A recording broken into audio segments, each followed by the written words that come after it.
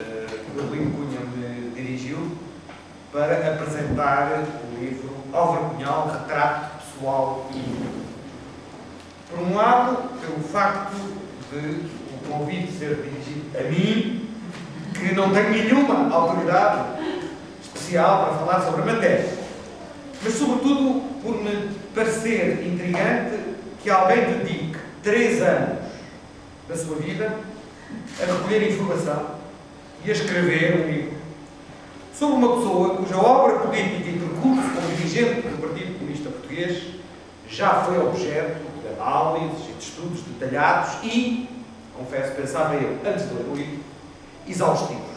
A obra de referência nesta matéria, goste-se ou não se goste do seu conteúdo, é a do Dr. José Pacheco Pereira. E já que estou em matéria de confissões, confesso que aceitei por curiosidade, para ver se era mesmo possível escrever um livro, quase com 700 páginas, que trouxesse dados novos ou uma visão diferente sobre uma personalidade pública que tem tanta força, que tem um perfil tão marcado na imagem dos portugueses, que é difícil poder-se esperar algo de inovador.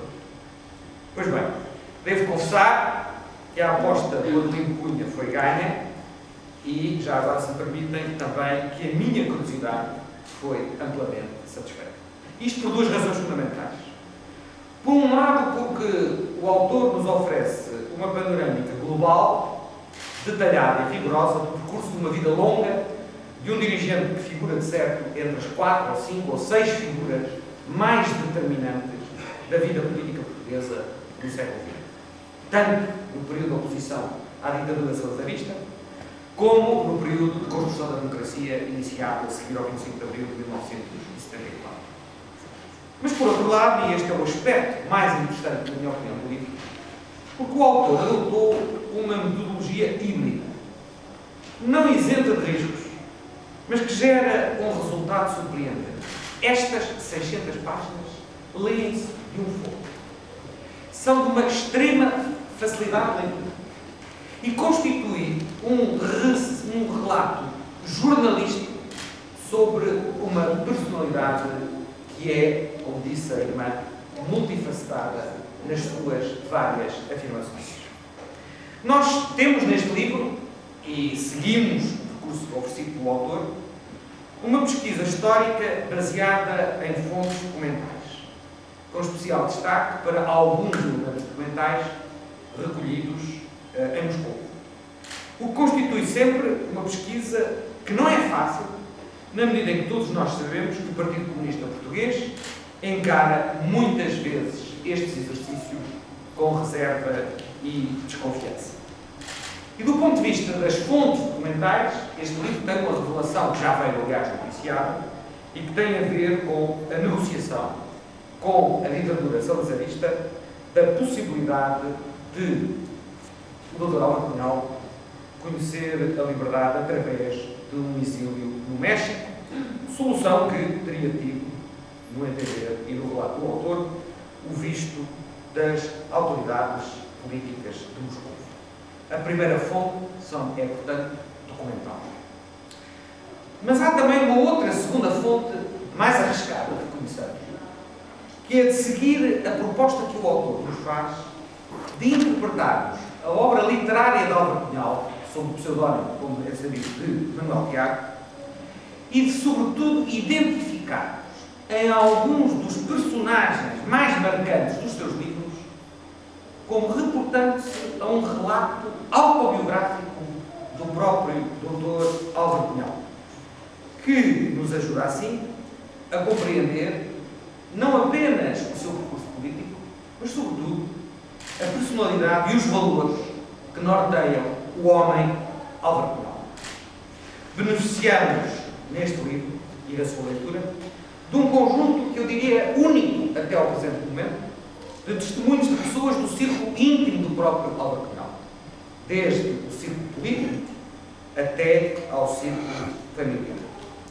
São vivos e marcantes os testemunhos de companheiros do Partido Comunista Português, que fazem uma descrição riquíssima da célebre fuga de Peniche é, sem dúvida, um dos feitos mais heróicos da luta contra a ditadura sanitarista e dos efeitos e impactos da tortura da PIDE, do impacto físico e, sobretudo, do impacto psicológico e moral das torturas da polícia política do salazarrismo e, sobretudo, os testemunhos de alguns, muitos ainda ligados ao Partido Comunista Português, outros já não, que conviveram com Álvaro Cunhal em vários momentos decisivos da sua luta na clandestinidade e depois no exílio. Particularmente marcante para este perfil humano que o autor persegue é, na minha opinião, o depoimento de Cândido Ventura.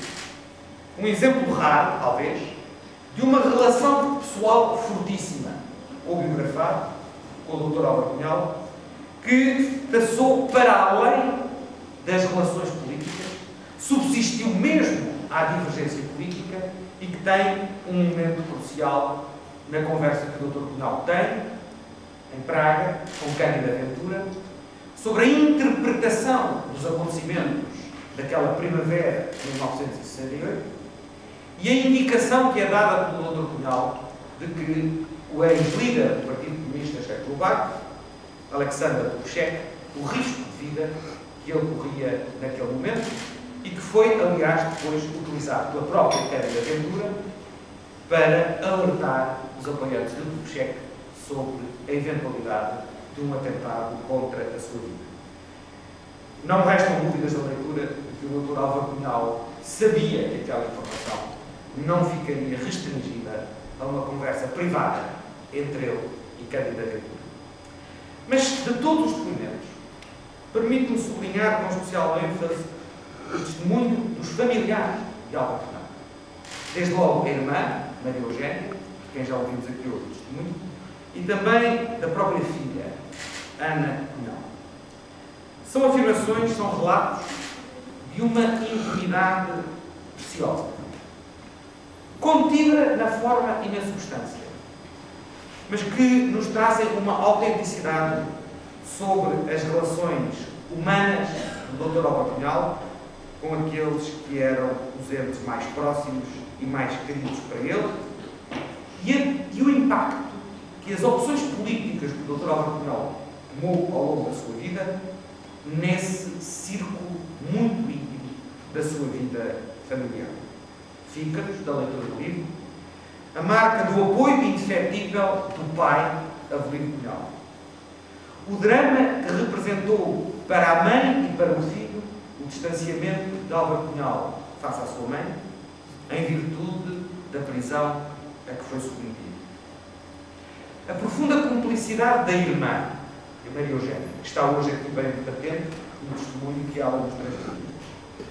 E, sobretudo, o relacionamento intenso, complexo, de um pai para com uma filha, de Álvaro Cunhal para com Ana Cunhal. O resultado desta metodologia híbrida que Adelino Cunha seguiu, na minha opinião, é, de facto, um retrato diferente e inovador, que lança luz sobre uma personalidade e um perfil de conduta humana que vai mais longe do que foi feito até aqui. Vai, obviamente, mais longe do que a geografia militante, mas vai também mais longe do que as simples biografias que se centrem apenas na esfera da ação política do Dr. Álvaro Cunhal. Talvez por isso o melhor elogio que possa reservar para a obra que me cabe apresentar é de que ela constitui um relato sereno, um relato objetivo da vida de um homem profundamente resultado a uma ideologia, a uma disciplina de trabalho e a uma lógica de conduta, por vezes implacável para com os outros, mas sempre implacável para consigo.